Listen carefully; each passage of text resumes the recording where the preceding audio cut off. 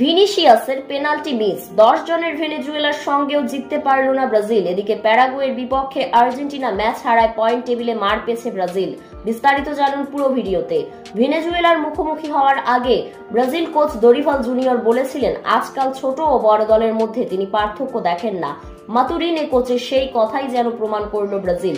ভেনেজুয়েলার বিপক্ষে এগিয়ে গিয়েও ফিরতে হয়েছে সমতায়, এমনকি মিলেছিল পেনাল্টিও, কিন্তু ভিনিসিয়াস জুনিয়র গোল করতে পারেননি। উল্টো যোগ করার সময় মিলিয়ে ম্যাচের শেষ 10 মিনিট 10 জন নিয়ে খেলেছে ভেনেজুয়েলা। তবু গোল করতে না পারায় ভেনেজুয়েলার বিপক্ষে 1-1 গোলের ড্রয়ে মাঠ ছাড়তে হয় দরিভালের দলকে।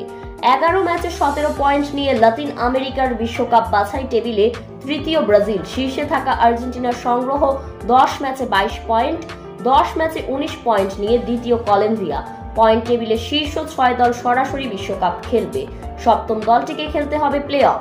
বুধবার বাংলাদেশ সময় সকাল 6টা 45 উরুগুয়ের মুখোমুখি হবে ব্রাজিল। এদিকে কোচ দরিভালের ভবিষ্যৎবাণী বলছে, পরের ম্যাচে জয় নিয়ে পয়েন্ট টেবিলে শক্ত স্থানে থাকতে চাইবে তার দল।